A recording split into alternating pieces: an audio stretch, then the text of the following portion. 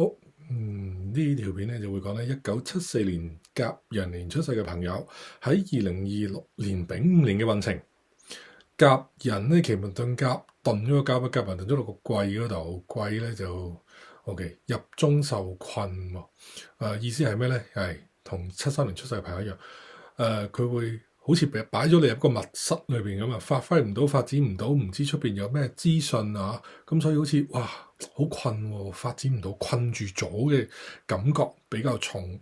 咁記翻出嚟嘅宮位咧，就今年嘅情緒咧會比較起伏，因為裏邊咧會有貴人星啦。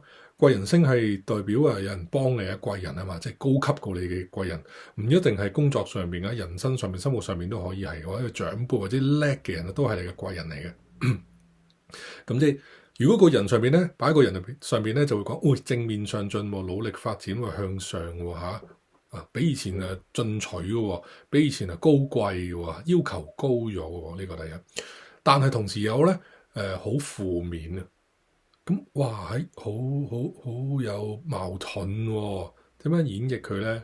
咁我會演繹為佢情緒起伏不定。首先佢困咗先，困咗就發揮唔到，發展唔到，冇人抒發，唔知發生咩事。出翻嚟宮位就情緒起伏得好緊要，一係就好負面，一係咧就好正面，好跑住行咁樣。咁呢個情緒起伏比較大，而且咧偏向咧係me time，自己收埋自己嘅，享受孤獨，享受孤單，自己中意me time，唔太中意喺出邊同人吃喝玩樂或者應酬咁樣。好啦，咁呢個係佢自己嘅宮位裏邊啦。有啲咩令到佢唔舒服嘅咧如果盡量少去啲陰暗啊，冇太陽陽光射唔到嘅地方啊，尤其是係一啲咧宗教冇陽光入到去嘅宗教地方咧，盡量少去咁可能會對你嘅運程有幫助。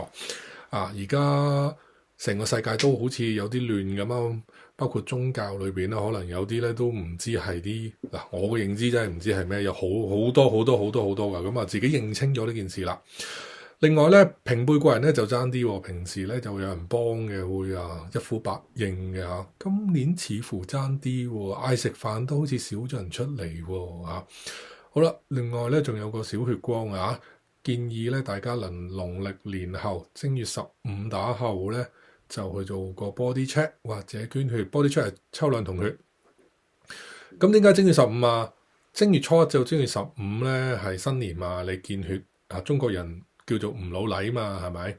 咁我哋正月16過新年啦，16打後盡快捐血，咁就抽血去做個 body check。我成日建議人哋抽血做 body check，因為每年做 body check 好緊要呢件事咁可以影咗血光佢啦。另外天沖出邊有好多人 hurry 你，生活又好啦，工作又好，好趕你，好快啲啦咁。其實你可以唔使理佢嘅，唔好理佢就可以嘅。另外咧你自己本身宮位咧係受沖，跟住仲要受困受沖又入中受困又受沖好波動嘅。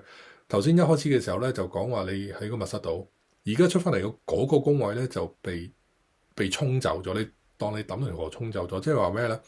喺一個好細嘅範圍裏邊，波子機裏邊粒波子咁彈嚟彈去，喺個細範圍裏邊，即係你生活圈子或者工作範圍裏邊，好辛苦，奔波勞碌走嚟走去咁樣。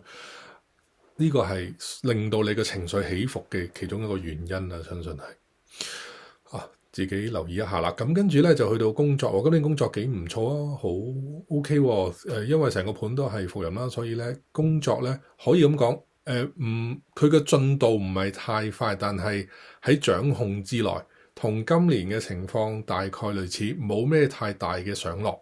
OK， 比較慢同埋咧會有一個情況係會走咗向某一邊好難明。俾個喻，我賣生果嘅，我淨係賣橙嘅啫。我平時不嬲乜生果都賣，今年比較 concentrate 喺某一兩個生果上邊，即係等於你嘅工作每個人嘅範疇唔同，可能你係喺某啲珠寶鋪頭度賣嘢嘅，不嬲都乜都賣噶嘛，係咪？我可能今年淨係多咗賣金，多咗好多賣嘅鑽石，可能係咁樣啦咁樣形容啦。咁工作上面冇乜太大嘅變化。好啦，財運上面咧，今年財運 OK 啊，還可以，好嘢嚟嘅。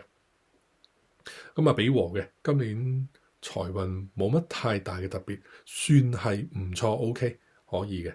咁啊，但係咧就唔好有咩因為師傅講一句話今年 OK 唔錯嘅可以嘅，走去做咩投資啊？呢兩年即係唔好有咩投資啊！有錢咧就買金，有錢就買金。OK，貴金屬都可以嘅，銀啊都可以嘅。咁啊盡量唔好買啲如果買金唔好買紙金啊，因為你唔知道嗰間咁嘅金融公司會唔會有啲咩問題發生，跟住就執笠咁樣啊，驚呢啲嚇。好啦，或者擺到做定期存款都可以係嘛？咁啊唔好喐佢咯，最緊要係去到感情上面都可以，還可以都係比和嘅，都係有傾有講嚇，都叫做互相都關心對方。感情上面還可以。去到健康問題咧，今年健康有多少問題會喺土上邊？土咧係腸胃問題，表象咧就係皮膚問題。咁即係要注意下皮膚同埋腸胃問題啊，小心食錯嘢咁樣啦，腸胃有問題啦。咁啊，今年大致上冇乜大嘅事情發生，只係提一次大家做個 body check 啊，抽血驗身咧，化咗血光佢啦。好啦，1974年出世嘅朋友，今年係講緊1974年甲寅年係1974年出世嘅朋友，大家咧可以咧點個讚啊，關注一下我，俾個 like 我。如果想知道咧今年專為你1974年而設嘅奇門遁甲布陣係點樣布嘅話咧，幫你趨吉避凶咧，你可以喺評論區度留言，我想知點布陣，我會揀一啲咧有緣嘅朋友咧去話俾你知點樣布嘅。咁喺度咧就祝大家2026丙午年咧新年進步，身體健康，事事順利。